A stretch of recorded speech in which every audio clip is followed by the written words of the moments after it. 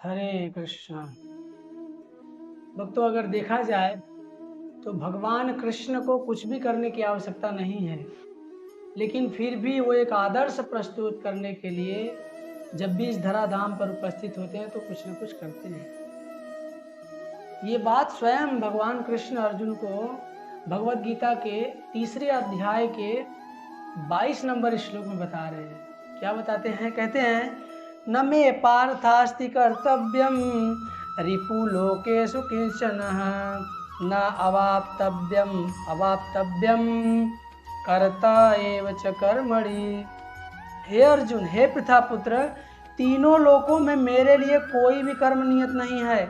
न मुझे किसी वस्तु का अभाव है और ना आवश्यकता ही है, तो भी मैं नियत कर्म करने में तत्पर रहता हूँ। यह भगवान की भगवत्ता है भक्तों। भगवान के लिए कोई भी कर्तव्य नहीं। ईश्वरः परमः कृष्ण सच्चिदानंद विग्रह अनादिर आदिर गोविंद सर्व कारणम कारणम। सभी कारणों के कारण कौन है? भगवान कृष्ण। उनके लिए कोई भी नियत कर्म नहीं है कि भगवान है तो उनको करना ही पड़ेगा। ऐसा कोई नहीं कह सकता कहीं भी शास्त्र में। भगवान राम बनकर आए, एक मर्यादा का जीवन निभाया, माता के साथ, पिता के साथ, भाई के साथ किस प्रकार का धर्म होना चाहिए एक आदर्श प्रस्तुत किया हमारे। भगवान कृष्ण बनकर आए तब भी उन्होंने अपना कर्तव्य निभाया। भगवान से बड़ा कोई नहीं है। भगवान समस्त चर अचर जीवों के स्वामी हैं, सभी चीजों के भोक्ता हैं। उनकी एक इंद्रिय दूसरी इंद्रिय का कर्म कर सकती है। वो एक जगह खड़े खड़े सब कुछ कर सकते हैं। इस संसार को चलाने के लिए भगवान को किसी और की आवश्यकता भी नहीं है। स्वयं संपन्न करने में साक्षात तत्पर है ना। भगवान की एक छोटी सी शक्ति है, बहिरंगा शक्ति, महामाया। वो संसार को संभाल के रखिए उनके अधीनस्थ होकर। तो भगवान को कुछ भी करने का जरूरत नहीं। परमेश्वर सभी चीजों के नियंता है, उनके लिए कोई नियत कर्म नहीं है। लेकिन भक्तों, सभी जीवों में श्रेष्ठ होकर भी भगवान जब इस धराधाम पर उपस्थित होते हैं तो भी अपना नियत कर्म करते हैं, क्योंकि वे क्षत्रिय की भूमिका में है और एक क्षत्रिय का कर्तव्य है दीन दुखिया गरीब समाज में प्रताड़ित सताए हुए लोगों की रक्षा करना। पांडव सताए हुए थे, कौरवों के द्वारा सताए गए थे पांडव, इसीलिए भगवान कृष्ण उनके साथ खड़े हुए। इस बात को हमें बहुत गहराई से सोचने की आवश्यकता है। भगवान के लिए कुछ करना निश्चित नहीं है, करने की आवश्यकता भी नहीं है, लेकिन फिर भी भगवान खड़े रहते हैं। महाभारत के युद्ध में उनको खड़े रहने की आवश्यकता नहीं थी। महाभारत का युद्ध ही नहीं होता भगवान चाहते तो। लेकिन भगवान एक आदर्श प्रस्तुत करते हैं कि जो भी मेरे भक्तों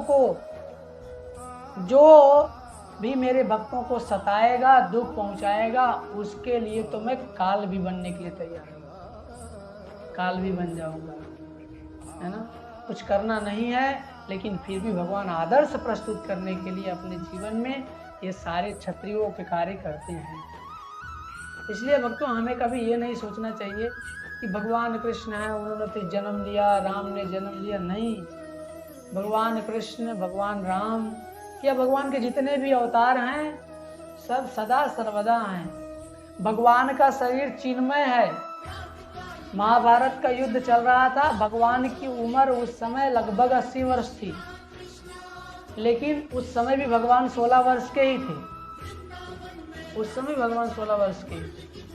आप कभी ऐसा नहीं कर सकते भगवान को दाढ़ी आ गई, बाल आ गई, मथुरा गए और सेविंग करवाया। ये भगवान है, भगवान की भगवत्ता है। फिर भी अर्जुन का सारथी बनने के लिए तैयार रहते, अपने भक्त का सारथी बनने के लिए तैयार रहते। ये दिखाते हैं, आदर्श प्रस्तुत करते हैं ताकि लोग सीख सके, है ना, ताकि लोग उनका अनुसरण कर सके अपने जीवन को अच्छा जीने के लिए। इसलिए कभी भी हमें भगवान की भगवत्ता पर प्रश्न नहीं उठाना चाहिए। वो सभी के स्वामी है, वो अपने मन की इच्छा है, जो चाहे वो कर सकते हैं। अपना मान तले टल जाए, भक्त का मान न टलते देगा। प्रबल प्रेम के पाले पड़कर प्रभु का नियम बदलते। भगवान अपना नियम अपने भक्तों के लिए तोड़ देते। उनके लिए कुछ नहीं करना है लेकिन फिर भी रथ हाँकते हैं, कुछ नहीं करना है लेकिन रथ का पहिया उठा लेते हैं। ये भगवान है। इसलिए हमें भगवान की शरण में जाना है और सदैव हरे कृष्ण महामंत्र का जप करना है। हरे कृष्ण कृष्ण कृष्ण हरे हरे, हरे राम राम राम हरे हरि बोल।